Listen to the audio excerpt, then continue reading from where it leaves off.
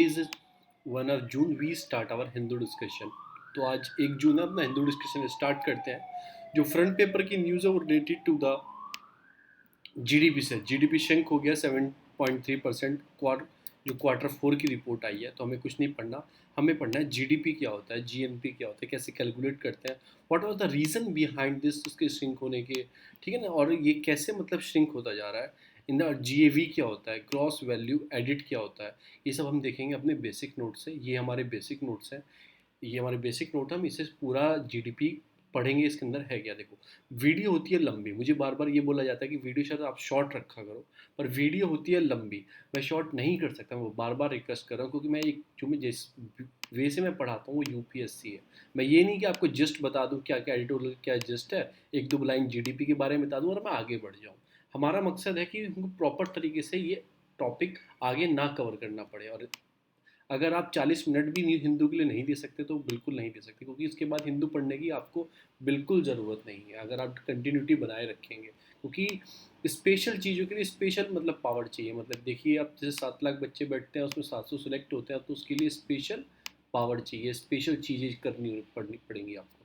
तो मैं स्टार्ट करता हूँ। और आपको देखना ही है तो 1.2 1.5 करके दे सकते हैं, स्पीड करके दे सकते हैं, तो भी आपकी समझ में आ जाएगा।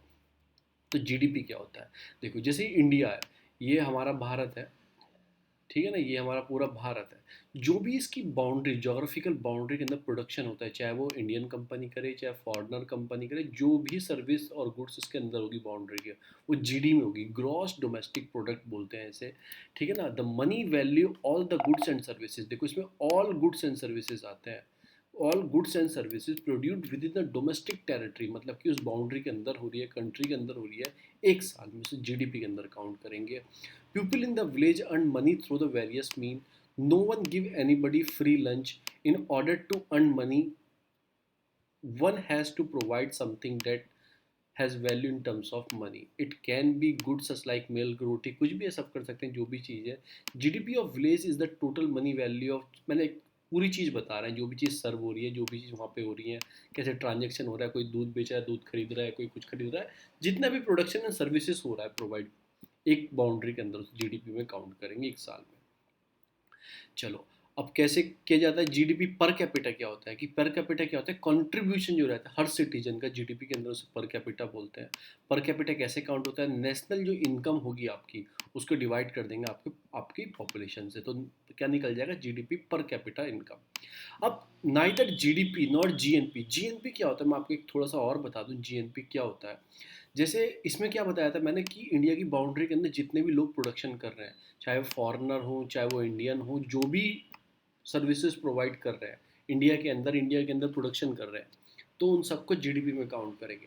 अब नेशनल में क्या हो जाएगा, जितने भी इंडियन सिटीजन है, चाहे वो विदेश में, ठीक है ना, और इंडिया में जितने इंडियन सिटीजन है, और उसमें से माइनस कर देंगे जो बाहर के विदेशी हैं, उन्होंने जो कमाई करी, उन्होंने सर्विस प्रोवाइड करी, उनको माइनस कर देंगे।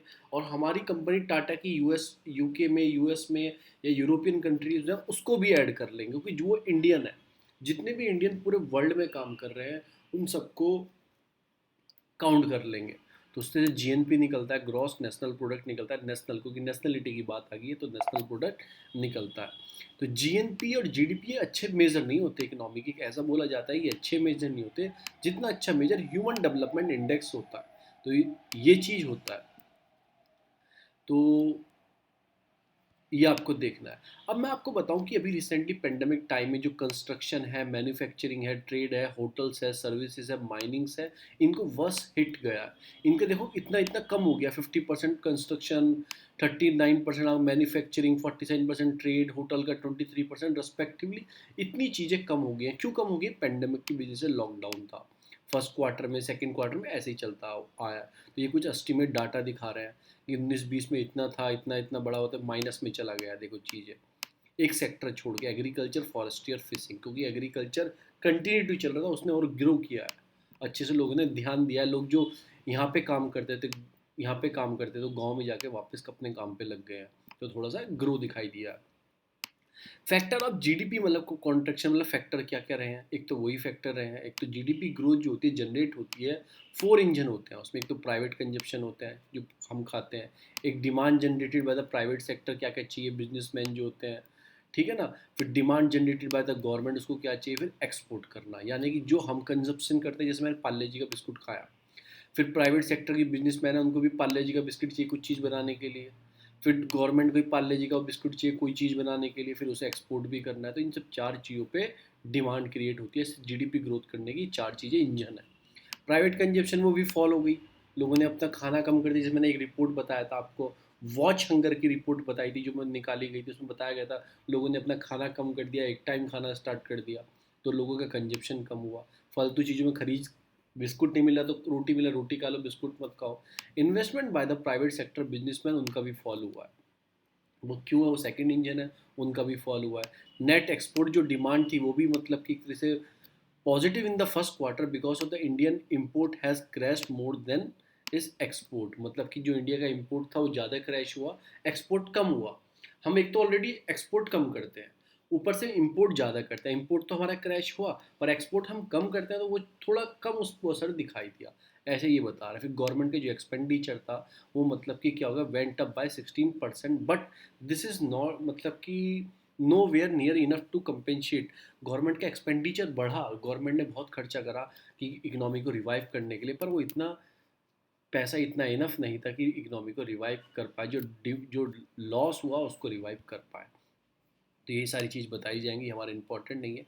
इम्प्लीकेशंस क्या होते हैं, इम्प्लीकेशन क्या होता है ऑन जॉब सेक्टर की, मतलब क्या होगा, कॉन्ट्रैक्ट होगी, इकोनॉमी कम जाएगी तो जॉब जाएंगी, ठीक है ना। Sector that created maximum new job in the country, थोड़ा कम होना स्टार्ट होगा, सब चीज़ों में जाएगा। इनफॉर्मल सेक्टर पे क्या होगा कि रियल जो एक्सटेंट होगा कि इकोनॉमिक क्राइसिस आएंगे, तो deepening small scale of sector, informal sector most affected then the organise sector. ऐसा क्यों होता है, अगर आपने कंपनी खोल रखी है, आपने कंस्ट्रक्शन रियल एस्टेट की कंपनी है, उसमें दो तीन ही फॉर्मल वर्कर होंगे जो काम करेंगे, जो ऑफिस ऑफिस का ही देखेंगे।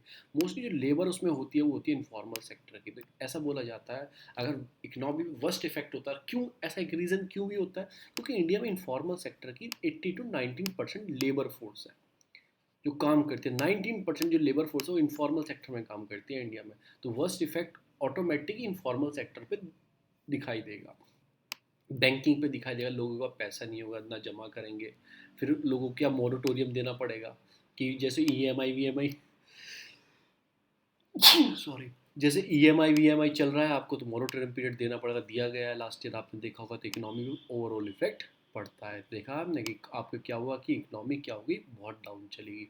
पॉसिबल सॉल्यूशन क्या क्या है, income of individual falls sharply, they reduce consumption. जैसे आपकी इनकम कम होगी, आप कंजप्शन कम करना कम कर दें। Consumption fall sharply, business stop investing. अब जैसे आपने खुद बताया आपकी इनकम गिरी, आप पहले 10 किलो चाय ला चीनी लाते थे, आप 5 किलो लेके आए, 5 किलो लेके आए तो फैक्ट्री जो है बना रही थी चीनी, उसने भी कम करना बनाना स्टार्ट किया। वो फैक्ट्री कम करना बनाना स्टार्ट किया, तो वहाँ की जो बिजनेसमैन है जो उस फैक्ट्री को चला रहा है, उन्होंने भी लेबर कट कर दी। तो लेबर कट कर दी तो उधर से अनएम्प्लॉयमेंट जनरेट हो गया। तो पूरा एक तरह से इंटरकनेक्टेड है सम। तो उसमें क्या करना चाहिए कि no way to force people to spend more, कि पीपल को बोलना चाहिए और स्पेंड करो, बिजनेस में इन्वेस्ट करो, ज़्यादा इसमें इन्वेस्ट करो। आपको logical hold for export import as well है, इन सब चीज़ों पे भी ध्यान देना चाहिए। One of the engine can boost GDP, that is government. अगर इस पेंडेमिक सिस्टम चल रहा है तो गवर्नमेंट को इन्वेस्ट करना पड़ेगा, बूस्ट करने के लिए इकोनॉमी के लिए गवर्नमेंट को आगे आना पड़ेगा। उसे क्या करना पड़ेगा, only when is the investing more either by the building road bridge, paying salary और द डायरेक्ट हैंडिंग, मतलब लोगों को थोड़ा पैसा मार्केट में देना पड़ेगा। वो कैसे भी दे, लोन सस्ते करें कुछ भी करें, पर मार्केट पे पैसा लाना पड़ेगा कि लोगों के पास पैसा है और वो खर्चा कर पाए। Indian government can also adopt the measure suggesting by the, जो मैकेनले ग्रुप इंस्टीट्यूट है उसने भी कुछ मेजर स्टेप बताया कि वो आपको करना चाहिए। आपको global shift, global trend such as digitalisation, automatic मतलब कि ऑटोमेटेशन, शिफ्टिंग सप्लाई चेन, इन सब चीज़ों पे ध्यान देना चाहिए। Urbanisation, rising income, health, sustainability, इन सब चीज़ों पर ध्यान दोगे तो आपकी इनकम बढ़नी स्टार्ट होगी। हाई प्रोडक्टिव थ्रू प्राइवेटाइजेशन, अगर आप प्राइवेटाइजेशन चीज़ों को करेंगे, मतलब कि जो स्टेट ने चीज़ें होल्ड करके रखी हैं जैसे जो सरकारी चीज़ें होल्ड करके रखी हैं, आप उसे क्या करो, आप प्राइवेट करते जाओ, तो क्या होगा उससे, मतलब उसके क्या होगा, प्रोडक्टिविटी बढ़ती जाएगी। पर इंडिया में एक समस्या खड़ी हो जाती है, इंडिया में लोग क्या है, 80 to 90% लोग ऐसे हैं कि मतलब कि अगर सरकारी चीज़ उनसे छीन ली जाएगी तो बहुत और गरीब हो जाएंगे। फिर जो आत्मनिर्भर भारत पैकेज दिया गया उसको और पैसा उसमें दो, इम्प्रूवमेंट को, इंफ्रास्ट्रक्चर को डेवलप करो कि लोगों को ईजिली हो जाए, कॉमर्शियल जो इंडस्ट्रियल ट्रैफिक से बढ़ जाए। मतलब इफिशिएंट फाइनेंसिंग, मैंने जैसे आपको बताया, बैंकिंग को पैसा दो, लोन मिलेगा, ये सब चीज़ों पर ध्यान दो। और बेड बैंक क्या है कि एक एसेट रिकंस्ट्रक्शन कंपनी होती है, किसी का एनपीए है किसी पे, मतलब लोन है, वो प्रिंसिपल अमाउंट और इंटरेस्ट भी 90 डेज तक नहीं चुकाया है तो उसे एनपीए में आ जाएगा। फिर ये बेड बैंक बनाओ, ये बेड बैंक क्या करेंगे, उस एनपीए को खरीदेंगे, जो भी चीज़ होगा, एसेट उसने गिरवी रखा होगा उसको देखेंगे, अगर ये काम कर सकता है या फिर कंपनी जो है वो उसको दोबारा से होल्ड करो, तो इससे क्या होगा, बैंकिंग का एनपीए कम हो जाएंगे, तो एनपीए हेल्प मिलेगी, बैंकिंग और अच्छे से काम करेंगे, लोगों को लोन दे पाएंगे। तो ये सारी स्कीम है। हम आते हैं अपने हिंदू पर, पहले पेपर में यही है। दूसरी आती है supreme court bat one prices for vaccine across nation. अभी क्या टसल चालू है सेंट्रल और स्टेट की। सेंट्रल को 150 रुपये वैक्सीन मिल रही है, और जो स्टेट है उनको 300 रुपये से 600 रुपये वैक्सीन मिल रही है, ठीक है ना। और 50% कैपिंग ऐसे लगा रखी है सेंट्रल ने, 50% सेंट्रल को दी जाएगी वैक्सीन, जितनी वैक्सीन डेवलप होगी 50% कोई भी स्टेट आगे खरीद सकता है। तो ये बोल रहे हैं सुप्रीम कोर्ट ने, क्या बोला है कि one price vaccine across the nation रखो आप, ठीक है ना। ऐसे ये दो, एक थाली में दो छेद मत करो। प्रोड्यूस 50% मैंने आपको बताया वो सेंट्रल रखेगी, 50% स्टेट को दे देगी। यहाँ 150 रुपये में डोज सेंट्रल को मिल रही है, 300-600 रुपये में डोज अलग अलग स्टेट अपने हिसाब से ले रहे हैं। तो आप रैशनल पॉलिसी रखो, उसके अंदर ऐसा बताया गया। फिर कितनी अच्छी न्यूज़ आई है, देखो मुझे पहले पेपर में सुबह मैंने देखा तो बहुत अच्छा मुझे पिक्चर लगी। ये आपकी पवित्र वाइल्ड लाइफ सेंचुरी जो आसाम के अंदर है, तो वहाँ पे क्या है कि जो आपके राइनासोरसेस हैं उनका न्यू बोर्न बेबी देखे गए, मतलब सीज़न चल रहा है उनका, मतलब तो उनका तो न्यू बॉर्न बेबी वहाँ पे देखे गए हैं। तो ये सारी चीज़ अच्छी अच्छी बात है। फिर Bengal chief secretary step down, अभी क्या था वो तो चलो मैं बता रही थी, ये तो पॉलिटिकल है। अभी क्या है, it's a time to define the limit of sedition. Sedition मतलब, सेडिटेशन क्या है कि एक तरह से चार्ज है, अंग्रेजों के टाइम का है। अगर आपने गवर्नमेंट के खिलाफ बोला या फिर आपने कोई अच्छी चीज़ बोला, हेड स्पीच बोला, ठीक है ना, वैसे नेशन को हार्मफुल करती है, ये सब करती है, तो आपको क्या करते हैं, बिना सेडिशन लगा के जेल में डाल देते हैं। तो उसमें कौन सा एक्ट है, सेक्शन 124A सेडिशन। और भी एक्ट है, हेट स्पीच है 153 है, 505 आई, इंडियन पीनल कोड 1860 एक्ट भी है, और भी एक्ट है। तो सुप्रीम कोर्ट ने क्या बोला, दो तेलुगु जो चैनल थे उनको, मतलब उनके ग्रांट को रिलीफ दिया गया, जो उनके लोग पकड़ लिए थे गवर्नमेंट ने, तो उनको रिलीफ दिया गया और बोला गया था कि आपको देखना चाहिए कि आप सही तरीके से सेडिशन का यूज़ कर रहे हो, इसको आपको डिफाइन करने का टाइम आ गया। Is a time to define the limit of sedition. मतलब गौरव सुप्रीम कोर्ट ने क्या बोला है, अब हमें बताना पड़ेगा कि इसे डिफाइन करना पड़ेगा, मतलब सेडिशन का प्रॉपर मतलब क्या होता है, सेडिशन का प्रॉपर मतलब क्या होता है, तो ये डिफाइन करना पड़ेगा। मैं आपको क्या बताने वाला हूँ, सेडिशन क्या होता है, ये सेक्शन 505 153 क्या होता है, हेट स्पीच वाले जो सेक्शंस हैं ये क्या होता है। हम जाएंगे बेसिक नोट्स पर। अगर आपको इसकी पीडीएफ चाहिए नोट्स की फ्री ऑफ कॉस्ट, तो वीडियो के नीचे डिस्क्रिप्शन बॉक्स है, वहाँ पे उसका ग्रुप का लिंक है टेलीग्राम के, वहाँ पर आपको ईजिली मिल जाएगी। अब सेडिशन क्या होता है, सेडिशन जो होता है, मैं एक मिनट रुक जाइए, सेडिशन जो होता है हिस्ट्री से बताता हूँ। 1873 में लेके आए थे, थॉमस मैकॉले से लेके आए थे, फेमस है मैकॉले मिलट्स के नाम से। इंडिया में एजुकेशन भी लेके आए थे वो, एजुकेशन 1835 में। वो ड्राफ्ट करते हैं इंडियन पीनल कोड 1853, एक सिडिशन लेके आते हैं, प्लेस ऑफ इंडियन किसकी place in the penal code 1837 section 113 की जगह वो सिडिशन लेके आते हैं। लेटर में इसे ओमिट कर दिया जाता है, फिर only reach to 1870 back and the Indian penal code amend introduce by same में दोबारा से लेके जाते हैं, और British Raj in India introduce sedition under the, मतलब कि एग्जिस्टिंग डिस अफेक्शन में इसको लागू किया जाता है। इतना इंपॉर्टेंट नहीं है, बस आपको याद रखना है किसने स्टार्ट किया था, मैकॉले 1837 में। फिर इसे इंडियन, मतलब कि आईपीसी अमेंडमेंट किया जाता है 1898 में। अमेंड करने के बाद चार्जेस को ब्रॉड, मतलब कि ब्रॉड थ्रू द इंडियन, मतलब कि पीनल कोड 1817 से इसको दोबारा लाया जाता है। जो इंडियन पीनल कोड 1870 को अमेंडमेंट करके इसको दोबारा लाया जाता है। तो करंट सेक्शन जो है 124A जो है वो बोलता है कि similar to the amendment in 1989, few omission भी इसमें किए गए थे 1937 में, 48 में, 50 में, और पार्ट बी स्टेट लॉ 1951 में कुछ चीज़ें इसमें की गई थी। तो अब किसके अंदर है, इंडियन पीनल कोड 1870 को अमेंडमेंट करके ये लाया गया था। आपको ऐसे याद रखना है, जो करंट सेक्शन चल रहा है 124A। अब 124A है क्या सेडिशन का? किसी ने भी बाय वर्ड अगर स्पोक करो, लिख के बोलो, कोई sign, visible representation, otherwise bring the attempt to bring, मतलब कि हेटेड, कुछ भी, मतलब कि हेट्रेड और कंटेम करना किसी भी चीज़ का आप अटेम्प्ट करते हो, वो disaffectionate towards the government, government को अच्छा नहीं लगा कि आप गलत कर रहे हो, ठीक है ना, establish by the law in India, जो इंडिया में इस्टेब्लिश लॉ किए गए हैं, ठीक है, तो आपको पनिशमेंट मिलेगा, आपको लाइफ लाइफ मतलब कि इम्प्रीजमेंट दिया जा सकता है, इम्प्रीजमेंट फॉर लाइफ के लिए दिया, फाइन लगाया जा सकता है आपको विद इम्प्रीजमेंट, मतलब कि मे बी एक्सटेंड 3 साल तक लगाए आपको सज़ा दी जा सकती है, और दोनों एक साथ भी दी जा सकती हैं। Why the disaffection towards the government? Disaffection क्या है एक गवर्नमेंट के प्रति? कि not constitute as offensive under sedition, मतलब कि क्या है कि when the communicate disapprove of the government measure but hurt the view of the alter them lawfully. ये इतना इंपॉर्टेंट नहीं है आप लोगों के, मतलब ये चीज़ मैं गलत बता रहा हूँ, ये क्या है? पनिशमेंट क्या क्या है? एक तो नॉन बेलेबल ऑफेंसेज है। बेलेबल, नॉन बेलेबल क्या होता है? देखो ये इतना इंपॉर्टेंट नहीं, क्योंकि इसमें एक्स्ट्रा न्यूज़ रहती है कहीं ना कहीं, जहाँ से कट कॉपी कर किया जाता है, जहाँ से मैं लेके आता हूँ वहाँ पे एक्स्ट्रा एक्स्ट्रा न्यूज़ रहती है, मैं चेक तो नहीं करता इतना, और मेन मेन चीज़ देखता हूँ कि आर्टिकल सफिशिएंट है पढ़ने के लिए या नहीं है। देखो एक तो नॉन बेलेबल ऑफेंसेज है। ऑफेंसिव मतलब नॉन बेलेबल क्या होता है? देखो एक तो आपने कोई क्राइम ऐसा किया, आपको मतलब कि जो पर्टिकुलर एरिया का जहाँ आपकी रिपोर्ट हुई वहीं पे आपको साइन करवा के और आपके वकील वहीं पे आपको जमानत मिल जाएगी। एक ये होता है कि नॉन बेलेबल क्या होता है, आपको मैजिस्ट्रेट के सामने पेश करना पड़ेगा और मैजिस्ट्रेट ही आपको बेल दे सकता है, इसे बोलते हैं नॉन बेलेबल। इम्प्रिजनमेंट क्या हो सकता है? सजा हो सकती है 3 साल से लाइफ, पूरे उम्र कैद तक हो सकती है, विच फाइन में बी एडेड, फाइन भी इस पर लगाया जा सकता है आपके ऊपर। People found guilty of their offence is not eligible for any government job. अगर आप एक बार गिल्टी फाइंड हो गए ना इसमें, तो आपको गवर्नमेंट जॉब भी नहीं मिलेगा, 3 साल की सजा होगी, आप छुट के बाहर, अगर गिल्टी थे आप तो सजा मिल काट के आए हो, तो आपको भी नौकरी नहीं मिलेगी government job. Cases related to the sedition law in India, कुछ केसेस हुए हैं। पहले प्री इंडिपेंडेंट देखेंगे, मतलब कि आज़ादी से पहले कौन कौन से, जैसे मतलब कि आपके जोगिंदर बोस थे, उन्होंने कोई आर्टिकल लिखा था एज ऑफ कंसेंट एक्ट 1981 में, उनको जेल में डाला गया था 1891 में।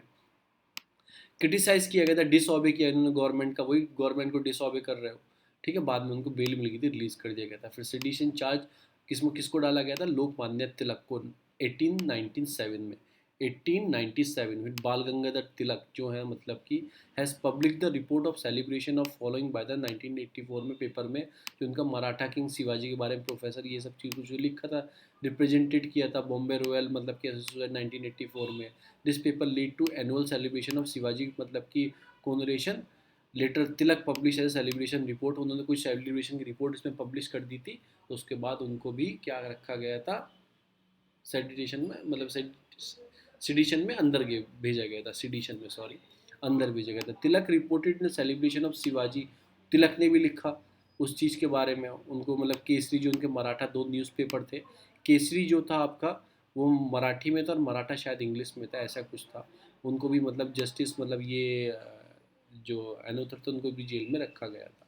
उसके बाद लोकमान्य तिलक 1908 में उनके ऊपर भी रखा गया था, जब वो आपका 1906 में सूरत स्प्लिट हुआ था। उसके बाद वो मॉडरेट और मतलब कि एक्सट्रीमिस्ट अलग अलग हुए थे, नॉन मॉडरेट अलग अलग हो गए थे, तो ठीक है ना। उसके बाद भी उन्होंने केसरी के अंदर लिखा था article in the country is the miss Fortune, ठीक है, वो पब्लिश किया था, उनको भी फिर जेल में रखा गया था, ठीक है ना। उसके बाद महात्मा गांधी को 1922 में भी वो जेल में गए थे 6 ईयर। उन्होंने कोई आर्टिकल लिखा था यंग इंडिया में, तो यंग इंडियन किसका? गांधी का है। उन्होंने आर्टिकल लिखा था यंग इंडिया में, तो वो भी जेल में गए थे कि ब्रिंगिंग और attempting to the existing disaffecting toward the majestic government establish है, मतलब उन्होंने कुछ हिज मेजेस्टी के अगेंस्ट में लिख दिया था, मतलब गवर्नमेंट के। Mahatma Gandhi term as the section 124 of the, ठीक है, पर उनको क्या हुआ था, थोड़े दिन बाद बेल मिल गई थी, ऐसा कुछ था, तो बेल मिल गई थी उन्हें। फिर पोस्ट इंडिपेंडेंस में क्या हुआ, सुप्रीम कोर्ट ने डिसीजन लिया।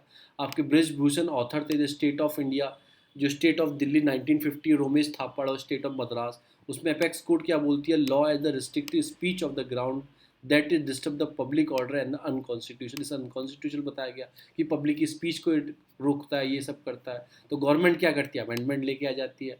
तो ठीक है, गवर्नमेंट फर्स्ट अमेंडमेंट लेके आती है आर्टिकल 19(2) में, उसमें रीड रिटन करती है, रिप्लेस करती है undermining the security of the state and the interest of the public order. अगर ऐसा कोई करेगा तो हम सेडिशन लगा सकते हैं उसको, मतलब इस बेस पर रोक सकते हैं। वही है कि अगर अनकॉन्स्टिट्यूशनल हुआ तो गवर्नमेंट अमेंडमेंट ले आती थी। फिर केदारनाथ केस, स्टेट ऑफ वर्सी बिहार का केस है 1962 में, उसमें भी कॉन्स्टिट्यूशनल वैलिडिटी चेक की गई, ठीक है ना। सेक्शन 124A की, उसको भी टेस्ट किया गया। Member of the forward block, जो फॉरवर्ड ब्लॉक के मेंबर थे, give the speech which is charge sedition, जो फॉरवर्ड ब्लॉक के मेंबर थे उन्होंने कोई स्पीच दी होगी, सेडिशन लगे। सुप्रीम कोर्ट क्या बोलती है, स्पीच राइटिंग एट विच, मतलब कि सब venting the government by violating mean the implication include the notion revolution of the, मतलब सीडीशस। अगर कोई स्पीच आप रिटर्न आपसे बोल रहे हो, कोई ऐसा चीज़ें नहीं होती हैं, हैप्पन नहीं होती हैं कि उससे पता लगे कि मतलब हाँ सच में खतरा है, तो इन सब चीज़ों को नहीं माना जाएगा था। द फेल्ड अटेम्प्ट टू, मतलब कि encountered of sedition is sedition create public disorder, ठीक है ना। सीडीजीएस क्यों कर सकते हैं, to create a public disorder, उस टाइम पे कर सकते हैं। तो नो अनरीजनेबल आपके डिस्टिंक्शन नहीं लगा सकते between the criticism of government measure and the criticism of government itself was the drawn. ये सारी चीज़ों की बात की गई। बलवंत सिंह का केस है स्टेट ऑफ पंजाब 1962 में, ठीक है ना। उसने उन्होंने भी मतलब कुछ लिख दिया था, डायरेक्टर ऑफ पब्लिक जो इंस्ट्रक्शन थे वो in the Punjab Chandigarh among other to was enlist to make a, मतलब कि शाउटेड किया था प्रो खालिस्तान वाले उनके स्लोगन लिखे थे उन्होंने, मतलब जो पीएम इंदिरा गांधी ने मतलब कि असैसिनेशन किया था, वो आग वाग लगवा दी थी। तो अपेक्स कोर्ट ने क्या बोला था कि public disorder merely slogan can attach punishment under the section 124 A, can't, sorry, can't attach punishment. देखो अगर आपने स्लोगन दिया, उससे कोई पब्लिक डिसऑर्डर नहीं हुआ, कोई प्रॉब्लम क्रिएट नहीं हुई, तो वो सेडिशन के अंदर नहीं आएगा। क्यों इंपॉर्टेंट है, देखो इंपॉर्टेंट तो है क्योंकि हमारे इंडिया में एंटी नेशनलिस्ट, मतलब कि उसके बाद आपके सीजनलिस्ट, आपके टेररिस्ट एलिमेंट बहुत सारे हैं, तो पब्लिक ऑर्डर को डिस्ट्रॉय कर सकते हैं, तो इसलिए सेडिशन जरूरी है। कंटेम्प ऑफ कोर्ट करे, मतलब कोर्ट ने कोई फैसला दिया, आप उसके अगेंस्ट काम कर रहे हो फिर भी, तो वो कंटेम्प ऑफ कोर्ट होता है, कोर्ट का उल्लंघन करना ये सब चीज़ों का, तो उसके लिए भी ज़रूरी है। ये हेल्प करता है स्टेबल टू, मतलब कि इलेक्टेड गवर्नमेंट के लिए, which could otherwise be attempt to through, मतलब इलीगल वायलेंट। अगर आप गवर्नमेंट के खिलाफ बोलते हो, इलीगली आप बोलते जा रहे हो, कुछ पता ही नहीं है आपको, तो उसको भी गवर्नमेंट की तरह से सेव करता है, कि स्टेबिलिटी देता है गवर्नमेंट को। अगेंस्ट क्या है कि वही फ्रीडम ऑफ एक्सप्रेशन है, स्पीच मतलब इसमें कम होती है। सुप्रीम कोर्ट कई बार बोल चुका है, आप गलत केसेस में लोगों को अंदर डालते हो, कि ब्रिटेन ने तो ये जो जो लेके आया था, अंग्रेजी से लेके आए थे, उन्होंने 2009 में इसे रिपेल कर दिया। उसके बाद की पेनलाइज करने के लिए मैं डिस्टर्बिंग पब्लिक ऑर्डर के लिए IPC unlawful activity prevention act 2019 है आपके पास, तो इसको क्यों अभी तक रखा है आपने। फिर इंडिया ने रेक्टिफाई किया इंटरनेशनल कन्वेंशन, मतलब कि covenant on civil and political right 1979 को, वो क्या बोलता है, right to step towards the acknowledge freedom of expression की तरफ को जाने के लिए बोलता है। तो आपने अभी तक ऐसे लॉ रखे हैं जो उसके अगेंस्ट है, पर आप एक तरफ ना आपने रेक्टिफाई कर रखा है आईसीसीपीआर को। ये सारी चीज़ें बात की गई हैं। फिर आता है defining the hate speech, as there is no clear definition, कोई डेफिनेशन नहीं है हेट स्पीच की, क्या होती है हेट स्पीच, ना इंडियन पीनल कोड में है, ना कोई कमेटी रिफॉर्म की गई क्रिमिनल लॉ की जिसकी डेफिनेशन बताए यूनियन मिनिस्ट्री के पास। तो हेट स्पीच क्या होती है, it is a general refer to the world. ये कोई वर्ड है, आपने किसी के खिलाफ बोल दिया, बोला कि गवर्नमेंट को लगा ये हेट स्पीच है, तो गवर्नमेंट क्या करेगी, आपको वायलेंट ला के अंदर डाल देगी। ये मतलब ब्यूरो ऑफ द जो police research and the development था, रिसेंटली पब्लिश ए मैनुअल, उन्होंने एक मैनुअल पब्लिश किया ब्यूरो ऑफ पुलिस रिसर्च ने, ठीक है ना, for investigation agency on the cyber harassment cases. वो डिफाइन करते हैं थोड़ी बहुत हेट स्पीच को as a language that are denigrated, insult कर रहे हैं, थ्रेटन दे रहे हैं किसी को, टारगेट कर रहे हैं individual based on their identity and other trait such as sexually orientation, disability, कोई बोल रहा है किसी को डिसेबल, लंगड़ा है, लूला, ऐसे बोल रहे हो, या रिलीजन के ऊपर किसी बोल रहे हो, तो ये हेट स्पीच में काउंट होगा, डिनिग्रेटेड, ठीक है ना, ये सारी चीज़ें। तो इसमें क्या है, in the 267 report of the law commission, जब लॉ कमीशन की रिपोर्ट है उसमें भी हेट स्पीच को स्टार्ट किया गया, मतलब कि incitement to the hated primarily against the group of the people define in the, मतलब रेस, मतलब उसके काला गोरा, ethnicity, gender, sexually orientation, religion, belief, इन सब चीज़ों के ऊपर बोलना हेट स्पीच में काउंट होगा। तो ये सब चीज़ें ऐड की गई। मेजर रीज़न क्या है हेट स्पीच का, एक तो स्टीरियोटाइप सोसाइटी, हमारी थिंकिंग इतनी मतलब नैरो माइंडेड है, लोगों की कुछ भी बोलते हैं। क्लास ऑफ ग्रुप पीपल, मतलब inferior them as such can not have the same right as them, मतलब लोग ऐसा सोचते हैं। फिर बहुत सारी प्रॉब्लम है, पर्टिकुलर आइडियोलॉजी बिलीव करते हैं लोग, कुछ बोलते हैं इधर, कुछ बोलते हैं। फिर इंडियन जो penal provision related to hate speech, जो आईपीसी कुछ प्रोविजन है हेट स्पीच से रिलेटेड क्या क्या है, एक तो 153A 153B ऑफ आईपीसी जो पनिश करता है डेट कॉज है, मतलब कि immunity and hated between two group, अगर गाली गलौज कर रहे हैं तो या 153A 153B लगाई जाएगी। Section 295A of the IPC क्या क्या डील करता है विद द पनिशिंग एक्ट। अगर आप किसी मैलिशियस मतलब इंटेंशन से, आउटरेज रिलीजियस फीलिंग से, मतलब कि क्लास ऑफ पर्सन मतलब बोल रहे हो तू ऐसा, तेरा धर्म ऐसा, ये वो बोल रहे हो, तो 295 लगाई जाएगी।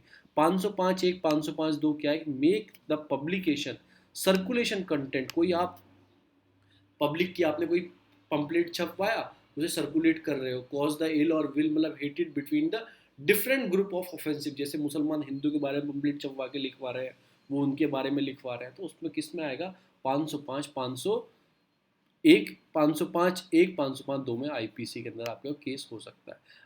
Under the representation of people act एक सेक्शन 8 है under the representation of people act, जो प्रिवेंट करता है प्यूपिल मतलब कि आपको illegal use of freedom of speech expression का आप नहीं कर सकते इलेक्शन के टाइम पे। जैसे इलेक्शन में गाली गलौज स्पीच चलती है ना, एक पार्टी दूसरी को देती है, ये देती है, तो उसके अंदर भी ऐसा बोला गया है कि वो भी बोलता है कि इलीगल है अगर आप फ्रीडम ऑफ स्पीच का मतलब गलत उपयोग करते हो इलेक्शन के टाइम पे। पर article 123A 125 of representation of people एक बार करता है प्रमोशन ऑफ, कोई भी प्रमोशन ऑफ रेस के खिलाफ हो, रिलीजन के खिलाफ आप प्रमोट कर रहे हैं कि हिंदू है या मुसलमान है, ठीक है मुसलमान हमें वोट दो, कास्टिज्म के ऊपर बात करें। पर उसके बाद भी आपने देखा होगा कितने जो पॉलिटिशियन है वो कितना वीडियो आती हैं, वो कितना कितना रेसिज्म पे मतलब कि कास्ट पे, रिलीजन पे कितना कितना वो चीज़ें करते हैं।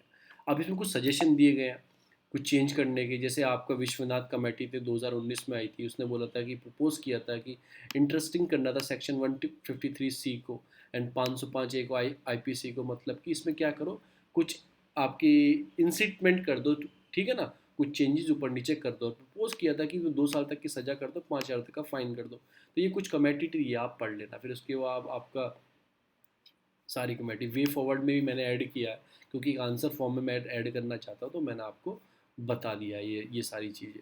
अब हम आते हैं अपने हिंदू पर।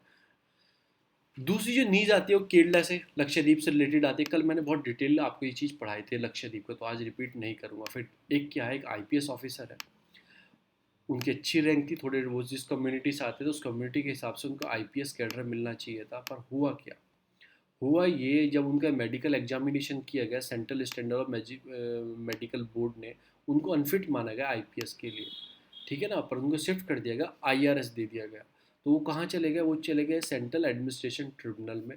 वहाँ जाके पता लगा उनकी जो सेंट्रल एडमिनिस्ट्रेटिव ट्रिब्यूनल है उनका जो चीज़ है, जो केस लेके गए थे उसको क्या कर दिया, उसको मतलब कि जो उन्होंने अपनी अर्जी लगाई थी उस पिटीशन को मतलब कि हटा दिया, कि ये बोला कि not belonging to the community eligible for height relaxation. ये हाइट रिलैक्सेशन की मांग कर रहे थे, इनकी हाइट कम है, जो आईपीएस का क्राइटेरिया फुलफिल नहीं करती। कैट ने ऐसे बोला, सेंट्रल एडमिनिस्ट्रेशन ट्रिब्यूनल ने ऐसे बोल दिया कि हाइट आपकी कम है। तो ये सारी चीज़ें हुई। अभी इन्होंने क्या कुछ रीज़न बताया है कि हमारा ऐसे आज़ाद हुआ, ठीक है ना, ऐसे हमारा मतलब कि गुवाहाटी बना, उसके बाद ऐसी चीज़ों में चेंज किया गया, तो अभी भी हमारे पास राइट है उस बेसिस पे। तो ये हाई कोर्ट जाना चाहता है। इन्होंने बोला है कि जो हमारी आने वाली जनरेशन है शायद वो इस चीज़ की मार ना खाए, तो इसलिए मैं हाई कोर्ट में जाऊँगा। ये कोई भी न्यूज़ काम की नहीं, मैंने आपको बता दिया। हमारे लिए काम का क्या है, सेंट्रल एडमिनिस्ट्रेशन ट्रिब्यूनल क्या होता है, उस ट्रिब्यूनल के बारे में हम पढ़ेंगे। जो सेंट्रल एडमिनिस्ट्रेशन ट्रिब्यूनल है, मतलब कि तो all India central administration tribunal, CAT बोलते हैं, न्यू दिल्ली के अंदर है। फरवरी में इसे मतलब कि 2020 में इसको बनाया गया था, ठीक है, मतलब कि बनाया नहीं, इसकी मीटिंग थी, all India conference of central administration tribunals. इसे प्रिसाइड कौन करता है, union minister of law and justice, जो आपके लॉ एंड जस्टिस के मिनिस्टर हैं वो इसको प्रिसाइड करते हैं, मतलब इसे चेयर करते हैं। The CAT is sworn as मतलब कि jurisdiction on handle the dispute और issue related to the non central services in the union territory of Jammu Kashmir. उन सब चीज़ों को ये हैंडल करता है। और भी क्या चीज़ें मैं आपको बताऊंगा। Article 323A central administration tribunal has been establish under article 323A of the Constitution for adjudicating the dispute complaint with respect to the recruitment। जैसे मैंने बताया रिक्रूटमेंट था उनका, condition of the services of the person, किस condition में रखा गया, किस कंडीशन में आपका अपॉइंटेड किया गया पब्लिक सर्विस में, post in the connection with the affair of the union, ठीक है ना, और other authority under the control of the government. तो इन सब चीज़ों को डील कौन करता है, अगर आपको लग रहा है आपके साथ कुछ हो रहा है सर्विस के टाइम पे, आपको गलत तरीके से अपॉइंट किया गया है, तो आप इसमें जा सकते हैं। Article 323A, the parliament had pass the administration tribunal act 1985, ये पास किया गया था. The act authorise the central government to establish one central administration tribunal and the state administration tribunal, जो स्टेट पर्टिकुलर स्टेट के लिए करेंगे. This act as open new chapter in the sphere of the providing speedily और inexpensive justice, मतलब कि पैसे लगते हैं कोर्ट वोट में जाओगे, स्पीड से नहीं सॉल्व होगा, तो आपको अच्छी तरीके से स्पीडली और इनएक्सपेंसिव जस्टिस आपको जल्दी से मिल चुके. तो इंडिया में सेंट्रल एडमिनिस्ट्रेशन कहाँ है, 17 इसकी बेंचेज है, 21 सर्किट बेंचेज है. ठीक है. ऑब्जेक्टिव और कंपोजिशन क्या है, कैट एक स्पेशलिस्ट बॉडी होती है, consist of administrative member, judicially member भी इसमें होते हैं, who are by virtually specialise knowledge, better मतलब नॉलेज होती है उनके पास कि केसेस को सुनने की और इफेक्टिवली सॉल्व करने के लिए. स्टैब्लिश इन 1985, तब वो एक्ट लेके आए थे. Chairman who has been sitting as a retired जज of the high court headed by the central administration tribunal, जो हाई कोर्ट के रिटायर्ड जज होते हैं वो इसके चेयर करते हैं. ऑपरेशन प्रिंसिपल्स क्या है, एक्सरसाइज कर सकते हैं jurisdiction on the relation to the service matter, जो मैंने आपको बताया. ये ट्रिब्यूनल गाइड कर सकती है principle of nature of justice कैसे रहना चाहिए, deciding the case. It not bounding the procedure और प्रिस्क्राइब सिविल प्रोसीजर कोर्ट पे काम नहीं करती. तो आपको कमेंट में बताना है कौन सी दूसरी बॉडी है जो सिविल प्रोसीजर कोर्ट पे काम नहीं करती है, जो वर्क करती है प्रिंसिपल ऑफ नेचुरल जस्टिस पे. तो दूसरी ऐसी कौन सी बॉडी है, तो वो आपको बताना है. पर वो कॉन्स्टिट्यूशनल बॉडी नहीं है, मैंने आपको एग्जांपल दे दिया, थोड़ा सा हिंट दे दिया.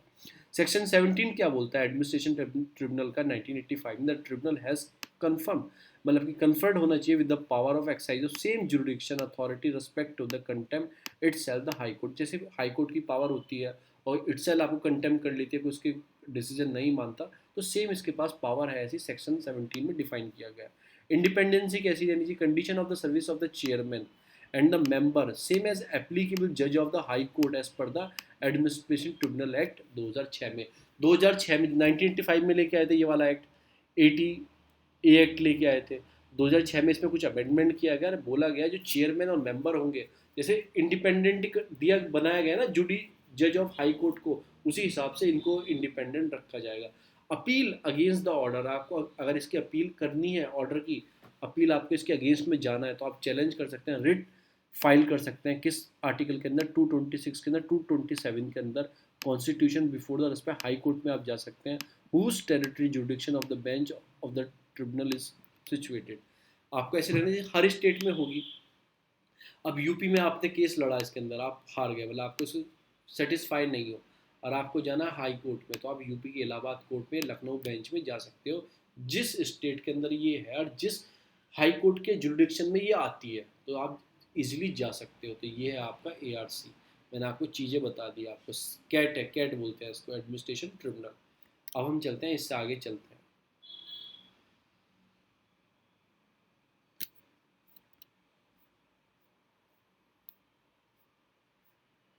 एक मिनट. आज के थोड़ा हिंदू बड़ा हो जाएगा, तो ये फ्रंट पेपर भी बहुत न्यूज़ थी, और कोई न्यूज़ नहीं है. आप मैं हाईलाइट तो करता रहता हूँ थोड़ा, मुझे कुछ अच्छा लगता है, तो वैसे मैं कुछ काम की न्यूज़ नहीं है.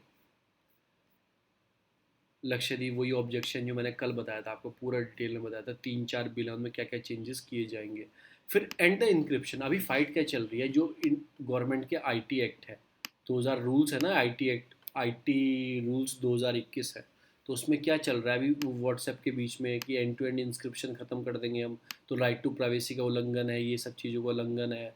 ठीक है ना. गवर्नमेंट के पास ऑल भी अदर अल्टरनेटिव स्टेप्स हैं जिससे गवर्नमेंट जान सकती है कि कहाँ से जनरेट हुआ, फिर भी गवर्नमेंट ज़बरदस्ती कर रही है कि प्राइवेसी चुराना चाहती है. तो ऐसे व्हाट्सएप बोल रहा है, पर गवर्नमेंट क्या बोल रही है, सिक्योरिटी के लिए, हार्म के लिए हम यूज़ कर सकते हैं. तो वही एंड टू एंड इंस्क्रिप्शन का सारा इशू है. दिल्ली हाई कोर्ट के पास मुकदमा पर चला गया और बोला जिनके 50 लाख से रजिस्ट्रेशन है, मतलब यूज़र जो है 50 लाख से ज़्यादा है, उनको ये फॉलो करना है कि कहाँ से हुआ. तो वही प्राइवेसी का प्रोटेक्शन है, वायलेशन हो रहा है प्राइवेसी का, तो इन सब चीज़ों की बात की गई. बाय द लॉ इन्फोर्स किया, लास्ट रिसोर्ट में आपको ऐसी चीज़ें रखनी चाहिए, इनको प्रिवेंशन करना चाहिए, डिटेंशन करना, इन्वेस्टिगेशन, प्रोसिक्यूशन और punishment of the offence related to sovereignty integrity. Government ने क्या बोला है कि हम लास्ट रिसोर्ट में चीज़ें रखेंगे कि हम एंड टू एंड इंस्क्रिप्शन को ओपन कराएंगे और वो प्रिवेंट करेंगे, डिटेंशन करेंगे, इन्वेस्टिगेशन करेंगे. अगर कोई सोवरेनिटी इंटीग्रिटी को, इंडिया को हार्मफुल करता है, कोई चाइल्ड मतलब यूज़ करता है मटेरियल का, या फिर कोई मतलब कि पनिशेबल विद इम्प्रिजमेंट, सजा भी हो सकती है. पुट्टा स्वामी का केस हुआ था जिसमें प्राइवेसी को बताया गया था कि प्राइवेसी को ध्यान में रखते हुए काम करना चाहिए। फिर गवर्नमेंट क्या बोलती है, मतलब कि जो इनक्रिप्ट ना ब्रेक करके आपके पास अदर लॉ भी है, सेक्शन 69 ऑफ आईटी एक्ट है, रूल 1713 2009 सर्विलांस रूल है, जिसके अंदर आप इजीली आप पता कर सकते हैं कहाँ से न्यूज़ उठी है, कहाँ की है। स्टिल आप फोर्स कर रहे हैं किस चीज़ को करने के लिए कि इंक्रिप्शन ब्लॉक करो। फिर जो नाओमी ओसाका है, जो मतलब उन्होंने क्या किया है, उन्होंने अभी फ्रेंच ओपन होने वाला था पर उसमें नहीं जाएंगी। वो क्यों नहीं जाएंगी? जो गोरे कालों का भेद है, मतलब कि रेसिज्म है अमेरिका में इधर उधर, तो उन्होंने उस वजह से बाइकआउट कर दिया। तो उन्होंने बोला कि मेरे फादर जो थे मतलब ठीक है, वो मतलब कि अमेरिकन थे, मेरी मदर जापानीज़ थी, यूनाइटेड स्टेट में मैं रही हूँ, ठीक है ना। वो सारी चीज़ों को उन्होंने बोला, तो वही सारी चीज़ें कि फ्रेंच ओपन में नहीं जाएंगे, I am not going to do any press during the, मतलब कि पोर्टलैंड, मतलब कि वो प्रेस नहीं भी करेंगे, ऐसे उन्होंने बता दिया। फिर न्यूज़ आती है इलेक्टेड ऑटोक्रेट, जैसे मतलब कि मोदी जी हैं। ये इतना इंपॉर्टेंट नहीं है, फिर भी मैं बता रहा हूँ थोड़ा जस्ट के लिए। मोदी जी हैं, कोविड टाइम पे उन्होंने ध्यान नहीं दिया। पहले कोविड टाइम पे उन्होंने मतलब कि अच्छे से प्रॉपरली वर्क नहीं किया। फिर दूसरी वेव को बताया गया, एक्सपर्ट ने बताया कि दूसरी वेव आ जाएगी। पहली जो वेव आई थी उन्होंने कोऑर्डिनेट नहीं किया चीफ मिनिस्टर के साथ। अगर कोऑर्डिनेट करते, वो एकदम से लॉकडाउन ना लगाते, पहले चीफ मिनिस्टर से बात करते। जो 8 9 10 लाख जो माइग्रेंट्स थे, उन्होंने इतने उनकी डेथ हुई है, फिर सड़कों पर पैदल चले, इतनी प्रॉब्लम फेस किया, वो फेस ना होती। स्टेट गवर्नमेंट ये पहले उन्हें अपने बुला लेती अगर वो प्रॉपर तरीके से लगाते। सेकेंड वेव आई, न्यू वेरिएंट आया, जो नेशनल मतलब कि जो आपके क्या नाम एक्सपर्ट्स हैं, उन्होंने बोला सेकंड वेव आपको इलेक्शन नहीं कराने चाहिए। पर कोई नहीं, इलेक्शन कैंपेन चली, रिलीजियस फेस्टिवल सेलिब्रेट किए गए, सेकंड वेव का परिणाम बताया गया। जो बजट एलोकेशन होनी चाहिए थी वैक्सीन के लिए, वो आपने इतना कम रखा। वैक्सीन पे आप डिप्लोमेसी कर रहे हो, चीज़ों को पैसों में दे रहे हो, तो सब चीज़ों की इन्होंने बात की है। तो इन्होंने कंपेयर किया है कि इंडिया, ब्राज़ील और यूएस के जो प्राइम मिनिस्टर थे है ना, जो प्रेसिडेंट है, उनसे एक साथ कंपेयर किया है। क्योंकि उस टाइम पे यूएस में कौन थे? उस टाइम पे ट्रम्प थे, वो भी ऐसे ही थे। उन्होंने भी बोला था कि कुछ नहीं है, वायरस वायरस ये वो हम ट्रैकल कर लेंगे, पता लगा, तो उन्होंने चीज़ों को सीरियसली लिया। तो ये बोल रहे हैं कि थर्ड वेव आएगी, प्लीज़ आप इस चीज़ों को सीरियस लो। दूसरी न्यूज़ वही आईटी रूल से आती है, power play to bring the digital ecosystem to heel. पैरों पे घुटनों पे टेक देंगे, ऐसी चीज़ की जा रही है कि जो डिजिटल इकोसिस्टम है उसको घुटनों पे लाने की। वही सारी बात, जो रूल 2 है वो क्या बोलता है, डिजिटल जो आपकी गाइडलाइंस है, डिजिटल मीडिया एथिक्स कोड जो है, रूल जो है, उसमें no significance social media intermediate providing the message function, उसे ट्रेसेबल करेगी कहाँ से ओरिजिनेट हुआ, ठीक है ना। फिर दिल्ली हाई कोर्ट में एलीज कर दिया कि mandatory traceable violation of privacy right, अगर हम मैंडेटरी करेंगे, ट्रेस करना पड़ेगा, तो वायलेशन होगा, ऐसा उन्होंने बोला है। तो वही सारी बात घुमा फिरा के इन्होंने की है कि पुट्टा स्वामी का जो जजमेंट था कि मतलब कि राइट टू प्राइवेसी को मतलब मेंटेन रखना चाहिए, एब्सोल्यूट प्रॉब्लम आती है, कोई इंटीग्रिटी हार्म करता है, तो ही आपको ओपन करना चाहिए। तो यही सारी बात घुमा फिरा के इन्होंने की है। इसके मैं आपको क्या बताने वाला हूँ, आईटी रूल बताने वाला हूँ, क्या क्या उनकी प्रॉब्लम है, क्यों क्यों ज़रूरी है।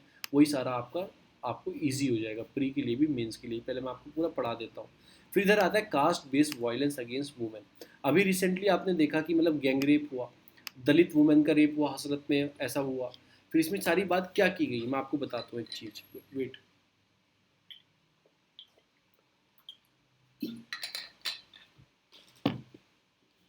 एक एक्ट होता है, एक एक्ट है schedule caste and schedule tribe prevention autocratic act 1989, must be evoke, ठीक है ना। उस एक्ट को रखा गया।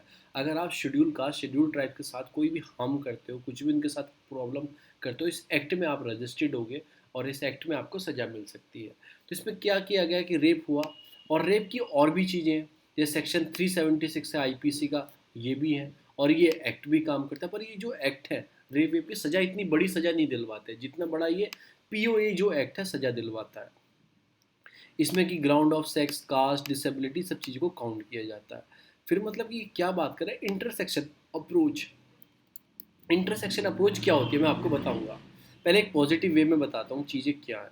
जैसे किसी दलित वुमेन का रेप हुआ या कुछ भी प्रॉब्लम हुई, अगर जिसने किया, अगर उसकी मानसिकता ऐसी है कि गरीब है, ये एसटी है, ये ट्राइबल कम्युनिटी से आती है, ये आदिवासी वुमेन है, ये कुछ भी है, इस सोच को रखते हुए उसने रेप किया, होगा ना कि मेरी कहाँ रिपोर्ट करेगी, क्या कर लेगी, उस सोच को रखते हुए उसने रेप किया, तो ही पीओए एक्ट के अंदर डाला जाएगा। अदरवाइज जो केस चलेगा वो आईपीसी से चलेगा, ठीक है ना। तो ये आर्टिकल क्या बोल रहा है, ठीक है आपने बोला सुप्रीम कोर्ट ने, क्योंकि बहुत सारे जजमेंट ऐसे हुए हैं, अगर आप इधर पढ़ोगे, ये पूरी जजमेंट गिनवाते हैं इधर लाइन से,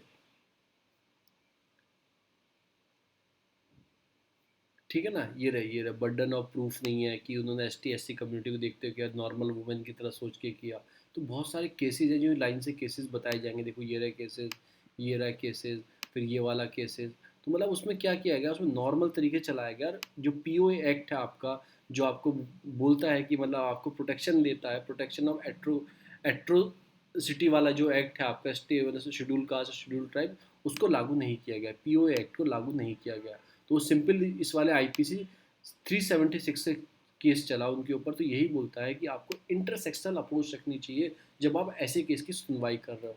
आपको ये जो पहला जो वर्ड है इंटरसेक्शनलिटी, ये पहली बार मतलब कि किम्बर्ले करके नाम के आदमी है, उन्होंने कॉइन किया था। उन्होंने इंटर मतलब इंटरसेक्शनलिटी क्या होता है कि आपको एक चीज़ नहीं सोचनी चाहिए, आपने सोचनी चाहिए पहली बात वुमेन दलित है, उसकी कास्ट क्या है, क्लास क्या है, रिलीजन क्या है, डिसेबिलिटी क्या है, सेक्सुअली ओरिएंटेशन क्या रहा है, वायलेंस कैसा हुआ है, सब चीज़ों को आपने मल्टी माइंड से सोचना चाहिए। ये नहीं कि आपने रेप हुआ सोचा कि उसने उस इंस्टेंस से रेप नहीं किया और आपने जजमेंट ले लिया उस केस के अंदर केस चला दिया, नहीं। और आपको इसके अंदर रखना चाहिए, और आपको मतलब कि वाइड करना चाहिए कि सोर्स ऑफ जो आपको आप रख रहे हो ना चीज़ें सोचने की, मतलब कि कैसे रेप हुआ, इन सब चीज़ों को ध्यान में रखो कि वो दलित है, एक personal from S T community है, ठीक है ना, वो दलित है, इन सब चीज़ों पे वर्क आपको ध्यान से सोचना चाहिए कि मतलब इंटरसेक्शन अप्रोच रखनी चाहिए आपको अगर कोई केस सुन रहे हो।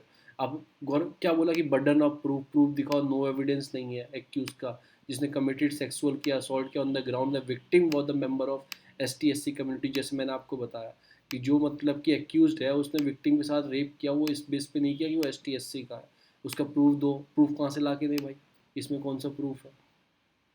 तो यही सारी की बात है कि आप इंटरसेक्सुअलिटी मतलब कि इंटरसेक्शनलिटी अप्रोच रखो, थ्योरी को अपनाओ जब आप ऐसे केस सुन रहे हो, क्योंकि दलितों के साथ बहुत सारे केसेस ऐसे हो रहे हैं। एबसेंट है मतलब कि डिफ़िकल्ट टू प्रूव करना कि कैसे उन्होंने सोचा होगा कि ये दलित है इसलिए रेप कर लिया, ठीक है ना। तो ये सारी चीज़ें कि पुलिस को मतलब कि ऑफेंस जो होता है कि वो committed against the daughter because she was मतलब ST कम्युनिटी, ऐसा भी होता है कभी वाले, बहुत बार ऐसा ही होता है कि मल्टीपल ग्राउंड में मतलब कि marginal face by the movement, एक तो वैसे ही वो डिसेबिलिटी जेंडर से फेस कर रही है, कास्टिज्म फेस कर रही है, उसके बाद ऐसा उनके साथ प्रॉब्लम क्रिएट हो रही है। तो यही सारी की बात करते हैं कि आपको इंटरसेक्शनलिटी अप्रोच रखनी है, मतलब कि आपको एक वे से नहीं सोचना है। ये आपको वही दिखाएंगे, देखो ये दलित वुमेन थी, इसको जला दिया गया था पुलिस ने हसरत में, क्योंकि दलित थी, पुलिस ने भी गलत अप्रोच अपनाई, सोसाइटी ने बोला कि गलत अप्रोच अपनाई, और उसका रेप भी इसलिए किया गया दलित थी, कोई और कम्युनिटी को नहीं करते शायद वो डर जाता। तो यही है कि सब उसके साथ ऐसा व्यवहार कर रहे हैं। आपको डिफरेंट डिफरेंट अप्रोच रखनी है, ये नहीं है कि आपने बोला कि उन्होंने किस स्टेंस से किया कि ये उस मतलब उस बेस पे किया ही नहीं कि ये SC कम्युनिटी से बिलोंग करती है, वो तो नॉर्मल था। तो इंटरसेक्सुअलिटी की आपको अप्रोच रखनी है। फिर ये आता है इधर, ये बात करते हैं जो इंडिया और फ़िलिस्तीन के बारे में मतलब कि लड़ाई चल रही है, उसको बोलते हैं कि जो मतलब कि इसराइल और फ़िलिस्तीन को इंडिया जैसा रोल देखना चाहिए, मतलब इंडिया इंडिया जैसे जैसे इंडिया में चीज़ें हैं, इंडिया की तरह वर्क करना चाहिए, जैसे इंडिया का मॉडल है उस पर वर्क करके सॉल्व कर लेना चाहिए जो वायलेंस चल रहा है। एक होली लैंड है, मतलब कि जेरूसलम है, एक होली लैंड है, और वो क्रिश्चियन की नहीं, इस्लाम की नहीं, और मतलब कि आपकी ज्यूस की नहीं, वो तीनों की एक तरह से होली लैंड है, ठीक है ना। तो एक तरह से मुस्लिमों की भी होली लैंड है, क्रिश्चियनों की और मतलब जूस की भी होली लैंड है। तो उस पर क्या हुआ था, ब्रिटेन ने 1948 में उस पर मतलब उसको जीत लिया था। फिर यूनाइटेड नेशन में क्या होता है जाके, मतलब फ़िलिस्तीन को हरा दिया था ब्रिटेन ने, वो जीत लिया था। और फिर यूनाइटेड नेशन में केस चला जाता है तो डिवाइड कर दी जाती है लैंड फ़िलिस्तीन के और जीजूस के बीच में। 55% जो दे दी जाती है फ़िलिस्तीन वालों को दे दी जाती है, 45% लैंड वो ज्यूस वालों को दे दी जाती है। पर ये ज्यूस जो थे मतलब थोड़ी स्ट्रॉन्ग थे, स्टेट ऑफ इसराइल, फ़िलिस्तीन वाले कहते हैं लैक ऑफ रिसोर्सेज नहीं थी, बहुत कम रिसोर्सेज थी। तो फ़िलिस्तीन क्या करता है, मतलब दोबारा से बहुत सारा एरिया कब्जा कर लेता है, ठीक है ना। उसके बाद क्या करते हैं फ़िलिस्तीन अरब के साथ मिलकर उससे फाइट करने की कोशिश करते हैं, पर इसराइल क्या करता है, अरब से लड़ाई करके उस एरिया को, अरब का एरिया और जीत लेता है थोड़ा सा, ठीक है ना। उसके बाद क्या होता है कि चलती रहती है कि मतलब कि अरब आर्मी करती है, पर ये क्या करते हैं फ़िलिस्तीन कॉल द आपका नकबा, जो उनका एरिया था, जो मतलब नकबा एरिया मतलब जो मतलब कि उनका फ़िलिस्तीन वालों का आपका कहते हैं ना मतलब कि रिलीजियस एरिया था नकबा, उसको भी कैप्चर कर लेते हैं। जो होली कोस्ट था, मतलब होलो कोस्ट था, मतलब कि जो फिलिस्तीन वालों का, उसको भी कैप्चर कर लेते हैं। उसको देखते देखते देखते देखते क्या होता है कि 600 फिलिस्तीन विलेज को कैप्चर कर लेते हैं, डिस्ट्रॉय कर देते हैं। 80% of Arab from its territory, Arab से ही बहुत सारी टेरिटरी ले लेते हैं। तो सारे क्या होते हैं, जो अरब नेशंस हैं, गुल्फ नेशन है, वो क्या उनसे गुस्सा हो जाते हैं। गुस्सा होने के बाद वो क्या करते हैं, 1967 में 6 डे वॉर होती है, मतलब कि 6 दिन की वॉर होती है, और सारे अरब के कंट्री एक साथ आ जाते हैं। उसमें क्या करता है, उसमें भी इसराइल कैप्चर कर लेता है, उसमें भी हरा देता है। तो बहुत सारा फ़िलिस्तीन का पार्ट जीत लेता है। इजिप्ट का सियानी पेनिनसुला वाला पार्ट जीत लेता है। जो सीरिया से गोलन हाइट ले लेता है। ठीक है ना। ये सारी बात होती है। फिर होता है योम, आपकी किपुर वार होती है 1973 में। उसमें Arab came to realise that Israel is here to stay. तो वो सारी पीछे हट जाता है अरब, मतलब फ़िलिस्तीन का हाथ छोड़ देता है, पीछे हट जाता है अरब जो कंट्रीज़ है, कि बोलता है ठीक है लड़ने दो। तो वही है कि जो अभी हमास, जो गाज़ा स्ट्रिप के हमास ग्रुप है और इसराइल की आर्मी वार चल रही, तो वही बोल रहे हैं कि शांति से आपको बैठ के इसको सॉल्व करना चाहिए। ठीक है ना। कोई लड़ाई को इस पर वो नहीं है कि नॉन वायलेंस बेस आपको करना चाहिए। ठीक है। एकोमोडेशन फॉर ऑफ ऑल, सबके लिए एकोमोडेशन, आपको इंडियन मॉडल अपनाना चाहिए, जैसे डेमोक्रेसी हमारे यहाँ, सेक्युलरिज्म है, सब धर्म के लोग एक साथ रहते हैं, लिंग्विस्टिक सब भाषाओं के लोग एक साथ रहते हैं, और डाइवर्सिटी इतनी है। तो ये वाला मॉडल आपको अपनाना चाहिए, पीसफुली आपको बैठ के चीज़ों को सॉल्व करना चाहिए। यूनिक, मतलब यूनिक क्यों, मतलब मॉडल अपनाना चाहिए, अकोमोडेशन द विक्ट्री। और कहीं ना कहीं आपको जैसे टू नेशन थ्योरी जो सॉल्यूशन बताया था, कि थोड़े टू नेशन थ्योरी क्या है, कि थोड़े से पीछे आप हटो, थोड़े से मतलब पीछे आप हटो, और मिलके बात कर लो। तो वो टू नेशन थ्योरी वाली फॉर्मूला आपको अपनाना चाहिए। तो यही बोल रहे हैं कि इंडिया मॉडल है, ये वाला डेमोक्रेसी, सेक्युलरिज्म, ये सब आपको अपनाना चाहिए, टू नेशन थ्योरी में बात करनी चाहिए। ठीक है ना। तो यही सारी इसमें बात बोलेंगे, नीचे तक यही बात बोलेंगे, राइट टू रिटर्न, मतलब कि अल्टर डेमोग्राफिक, मतलब जो आपने चीज़ें की गई हैं वो सब चीज़ों को ध्यान में रखते आप केस को सॉल्व कर लो, इंडिया वाला मॉडल अपना लो। दूसरी जो न्यूज़ आती है वो आती है कोविन पोर्टल। कोविन पोर्टल पर आप वैक्सीन लगवाने के रजिस्टर्ड करते हो, पर वैक्सीन नहीं मिल रही है। तो अब वैक्सीन लगवाना ऐसा हो गया जैसे बुक करना वैक्सीन अपॉइंटमेंट, ऐसा हो गया गैम्बलिंग कर रहे हो। जैसे आप गैम्बलिंग गेम खेलते हो ना कसिनो में जाके, उसमें क्या होता है कि आपका एक बार नंबर आ जाता है, एक बार नंबर नहीं आता, फिर भी आप खेलते रहते हो, क्या पता एक बार नंबर आ जाए। और उसमें फ़ायदा किसका होता है, कसिनो वाला, कई बार पैसे जाते हैं। तो वही तरह से चीज़ चल रही है। पर इसमें ना फ़ायदा गवर्नमेंट का है, ना फ़ायदा पीपल का है, किस दोनों का लॉस है। वो कैसे, अगर वैक्सीन सबको नहीं लगेगी तो इकनॉमी लॉस में जाएगी, गवर्नमेंट क्रिटिसाइज़ किया जाएगा। और पीपल के नहीं लगेगी, पीपल की डेथ वेथ हो जाएगी वैक्सीन, तो दोनों का लॉस है उसमें। कम से कम एक का तो लॉस, एक का तो फ़ायदा होता है। जो खिलवाते हैं कसिनो, उनका तो फ़ायदा होता है। तो ये सारी बात की गई है। फिर सेंट्रल जो विस्ता प्रोजेक्ट है, जो दिल्ली हाई कोर्ट ने क्या बोल दिया है, इसको ये एसेंशियल में आएगा, और आप इस प्रोजेक्ट को कंटिन्यू डेवलप करते रहो पेंडेमिक टाइम पे।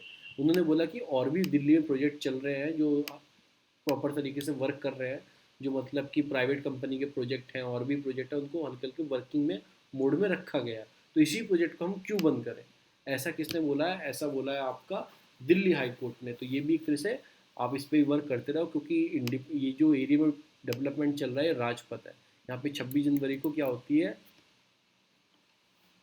रिपब्लिक डे सेलिब्रेशन होता है। ये नहीं हम इसे लोग, अगर ये कंप्लीट नहीं हुआ प्रोजेक्ट, स्पीडली कंप्लीट नहीं हुआ, तो कैसे हम वहाँ पे, मतलब प्रॉब्लम क्रिएट हो जाएगी। हमें प्लेस चेंज करना पड़ेगा, जो नेशनल की इंपॉर्टेंस है, ठीक है ना, उस चीज़ का प्लेस चेंज करना पड़ेगा। तो ये नहीं कि ये भी कैसे प्रोजेक्ट है, इसको भी कंटिन्यू रखो, ये सारी न्यूज़ है। फिर ईएफओ ने अलाउड कर दिया कि विड्रॉल कर लो, जो ईएफओ का आपको फंड करता है, ईपीएफओ का जो फंड करता है आपका, उसमें से आप विड्रॉल कर सकते हो। Twitter have to comply with the IT rule, Twitter को मतलब जैसे रूल्स रेगुलेशन के साथ कंप्लाई करना पड़ेगा, ऐसा हाई कोर्ट ने बोल दिया, आप ऐसे नहीं हट के चले जाओ। फिर justice Mishra likely to be new HRC, HRC मतलब कि नेशनल ह्यूमन राइट कमीशन के वो चेयरमैन हो सकते हैं, ऐसा है। जो उसकी कमेटी है, हाई पावर का सिलेक्टिंग कमेटी है, उसमें प्राइम मिनिस्टर होते हैं, होम मिनिस्टर होते हैं, डिप्यूटी चेयरमैन ऑफ राज्यसभा होते हैं, लोकसभा के स्पीकर होते हैं, लीडर ऑफ अपोजिशन होते हैं। तो ये सारे मिलके आदमी को चूज़ करते हैं। तो वो हो सकते हैं, अब इनका नाम सजेशन में गया है, मे भी वो हो सकते हैं। अभी क्लास 12 के जो बोर्ड के एग्जाम होते हैं थर्सडे को, मतलब कौन डिसाइड करेगा, सुप्रीम कोर्ट डिसाइड करेगा, उसके बाद देख लेना क्या बात हुई है। फिर मेघालय में कोल का मतलब क्या है, ईस्ट जयंतिया हिल जो है, जैसे मेघालय ये है, मेघालय में गैरो, खासी, जयंतिया, तो जयंतिया ईस्ट जयंतिया हिल है, वहाँ पे इलीगल माइनिंग होती जाती है। एनजीटी ने टोटल बैन लगाया हुआ है। इसे यहाँ पे रेड होल माइनिंग भी होती है। रेड होल मतलब जैसे चूहा गड्ढा खोदता है, ऐसे गड्ढा खोद के अंदर घुस जाता है, पर वो डेंजर रहती है, पीछे से पट्टी दब जाती है।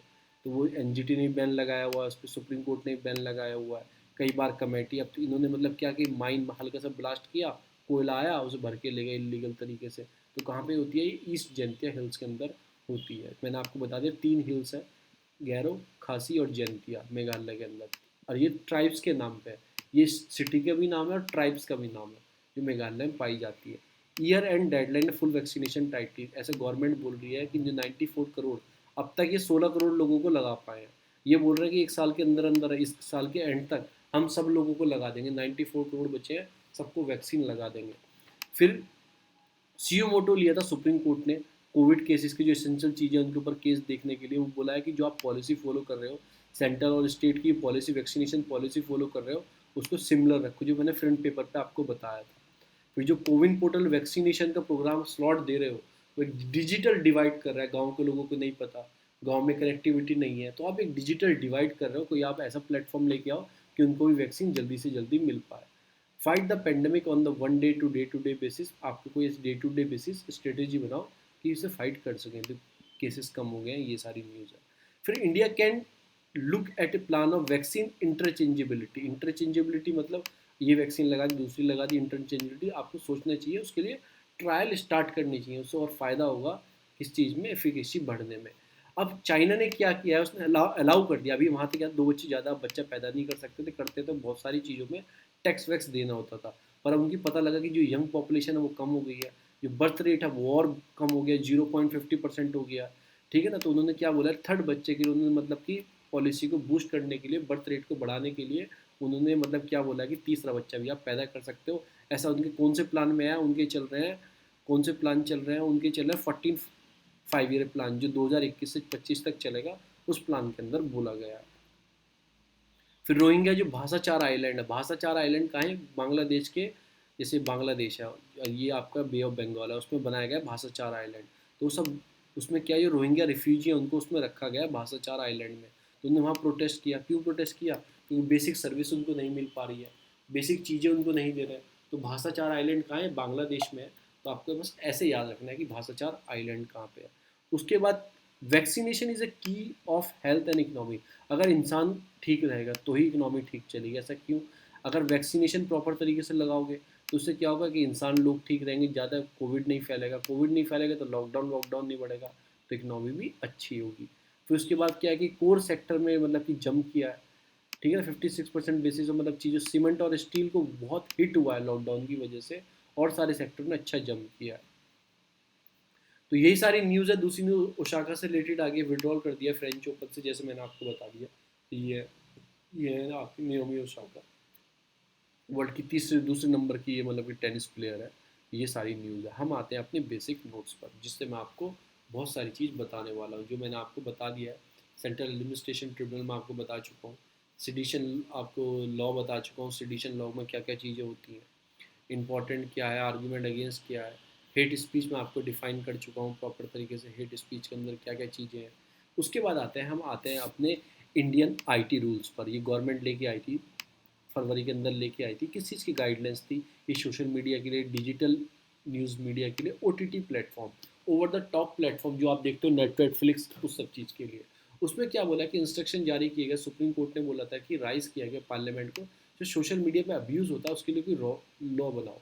तो क्या गवर्नमेंट ने ये लॉ बनाया। Government want to create a level playing field, एक गेम खेलना चाहती है सबके साथ, रेगुलेट करना चाहती है ऑनलाइन न्यूज़ को, मीडिया प्लेटफॉर्म को, सब चीज़ों को। रूल ऑल्सो सीक, क्या क्या रूल देखते हैं, ये एम्पावर करते हैं ऑर्डिनरी यूज़र को, जैसे हम यूज़र हैं हमको एम्पावर करते हैं, डिजिटल प्लेटफॉर्म जो यूज़ करते हैं। कमांड करते हैं accountability in the case of infringement using right, अगर मेरे राइट का कोई वॉल्यूशन हो रहा है तो मुझे भी ये क्या करते हैं, अकाउंटेबिलिटी प्रदान करते हैं कि मैं पूछूँ मेरा कैसे हुआ है। Guideline related to the social media will administrated by the ministry of electronic and IT. जो मतलब कि गाइडलाइन से रिलेटेड सोशल मीडिया की, वो कौन देखेगा, एडमिनिस्ट कौन करेगा, वो आपका MEIT करेगा। और डिजिटल मीडिया एथिक कोड की जो है, जो related to the digital media और OTT प्लेटफॉर्म को, उसको कौन देखेगा, ministry of information and broadcast. तो इसमें भी थोड़ा डिफरेंस है, आप देख लेना। जो सोशल मीडिया की और मिनिस्ट्री ऑफ इलेक्ट्रॉनिक और IT देखेगा, और जो मीडिया के एथिक कोड है, जो डिजिटल मीडिया के और OTT प्लेटफॉर्म के हैं, इसको इंफॉर्मेशन और ब्रॉडकास्ट देखेगा। क्या अब होगा, government had been working on this guideline from over 3 year, 3 साल से गवर्नमेंट गाइडलाइन वर्किंग कर रही थी। इमीडिएटली पुश फ्रॉम द, मतलब कि जैसे वायलेंट हुआ, इंसिडेंट हुआ रेड फोर्ट पे 26 जनवरी 2021 को, उसके बाद ही सीधा ये रूल लेके गवर्नमेंट आ जाती है। ये देखो ना, किसान वाली रैली के टाइम पे हुआ था। Following this government and Twitter has been disagreement, मतलब कि ट्विटर का इसका डिसएग्रीमेंट हो गया। पर अभी मैंने बताया ना न्यूज़ में क्या है कि हाई कोर्ट ने बोला है कि ट्विटर को फॉलो करने पड़ेंगे rules and regulation. What was the key provision, क्या है सोशल मीडिया की इंटरमीडिएट जो है क्या है। सोशल मीडिया से intermediary at platform has host user generating content, Twitter, Facebook, YouTube, WhatsApp, ये सारे इसमें कैटेगरी में आते हैं। Two category of social media intermediate, एक तो सोशल मीडिया इंटरमीडिएटरी हो गए, एक सिग्निफिकेंट सोशल मीडिया इंटरमीडिएट होगा जो इंक्रीज करेंगे innovative enable growth new social media intermediate without subjection smaller platform. ये इंपॉर्टेंट नहीं है कुछ भी हमारा। गवर्नमेंट को एम्पावर कर दिया गया कि वो चेक करेगी कैटेगरी में किस कैटेगरी में रखा जाएगा।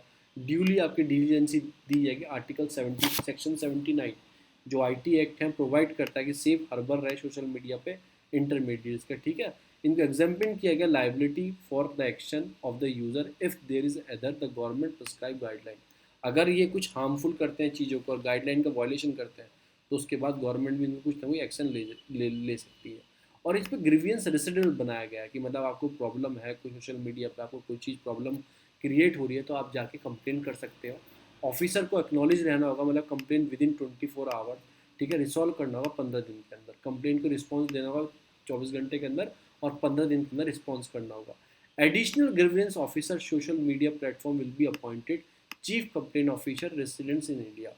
और उसके साथ साथ एक तो मतलब हो गई जो आदमी होगा चेक करेगा, ग्रीवियंस ऑफिसर होगा, एक और होगा एडिशनल, एक और ग्रीवियंस ऑफिसर होगा सोशल मीडिया प्लेटफॉर्म पे ही जो चीफ कंप्लेन ऑफिसर उसको बोलेंगे, ठीक है ना। उसका जो रेसिडेंट्स होगा वो इंडिया का आदमी होगा, यानी कि ये नहीं अमेरिका का आदमी बना दिया आपने, इंडिया नहीं होगा।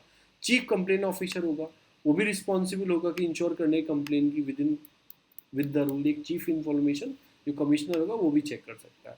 The platform also required to appointed a nodal आपके कॉन्टैक्ट ऑफिसर, एक आपको नोडल कॉन्टैक्ट ऑफिसर भी अपॉइंट करना पड़ेगा 24/7 coordination with law enforcement agency, मतलब ठीक है ना। जो जो आपका नोडल ऑफिसर होगा वो 24/7 कोऑर्डिनेट करेगा लॉ इन्फोर्समेंट एजेंसी, जैसे मिनिस्ट्री ऑफ आईबी बताया मैंने, उनके साथ कोऑर्डिनेट करेगा। Platform will need to publish monthly complaint report, platform को मंथली कंप्लेंट रिपोर्ट पब्लिश करनी पड़ेगी। This should have detail the complaint receive कैसे हुई, एक्शन क्या लिया, क्या चीज़ हुई, क्या चीज़ आपने किया।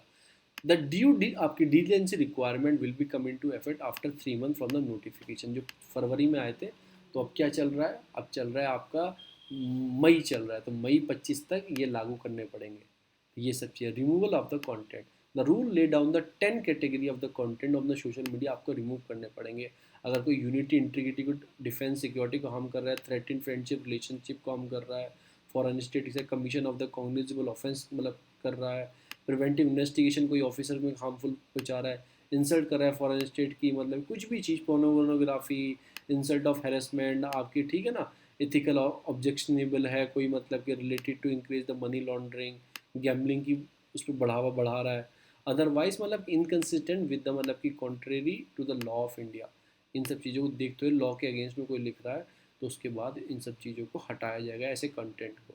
फिर पेनल्टी एंड वायलेशन क्या, अगर पेनल्टी वायलेशन फेल हो जाते हो आप इन सब चीज़ों को करने में, आपको पेनल्टी और पनिशमेंट आपको लगेगा। Under any law the time being force including the provision of IT act, Indian penal code के मतलब कि आईटी एक्ट आपको किया जाएगा, ठीक है ना। Offence under the IT act include क्या क्या इंक्लूड किए, tampering with the document, hacking in the computer system, online आपका मिस रिप्रेजेंटेशन करना, ब्रीच करना कॉन्फिडेंशियल प्राइवेसी को, इन सब चीज़ों को। द पैनल इसमें क्या है, 3 साल से आपको 7 साल की सजा हो सकती है, 2 लाख तक का फाइन लग सकता है।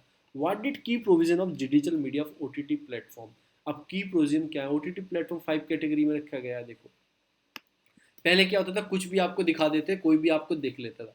अब आप जो भी कंटेंट होगा ना आपको उस पर कैटेगरी में रखना होगा कि इसे कौन देख सकते हैं, कोई भी देख सकते हैं, इसे 7 साल से बड़े देख सकते हैं, इसे 13 साल से बड़े, 16 साल से बड़े, और ये एडल्ट, इसे एडल्ट देख सकते हैं। तो आपको ऐसे प्लेटफॉर्म को डिफाइन करना होगा। ये किसके, ओटीटी वालों के, नेटफ्लिक्स वालों के लिए, जियो प्राइम वालों के लिए, इन सब के लिए। अब न्यूज़ प्लेटफॉर्म वालों के लिए क्या होगा कि पब्लिश करना होगा news on the digital media would require to observe कि नॉर्म्स होनी चाहिए, मतलब आप journalist conduct the press of, ठीक है ना, जैसे नॉर्म्स होते हैं जो जर्नलिस्ट के नॉर्म्स होते हैं प्रेस काउंसिल ऑफ इंडिया ने वो फॉलो करने हैं।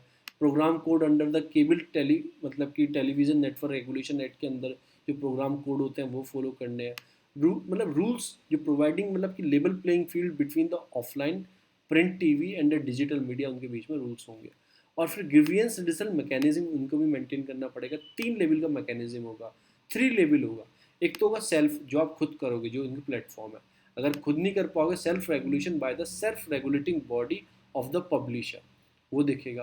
Otherwise oversight mechanism. तीसरा क्या है, फिर मिनिस्ट्री वाइज देखा जाएगा चीज़ों को कि क्या क्या चीज़ें इन्होंने ढंग से करी है नहीं करी है। Self regulating by the publisher, इसमें क्या है कि मतलब जो ग्रीवियंस रेजिस्टेंट ऑफिसर होगा बेस्ड इन इंडिया होगा, वो मतलब 15 दिन में सॉल्व करनी होगी, सेल्फ रेगुलेटिंग बॉडी होगी।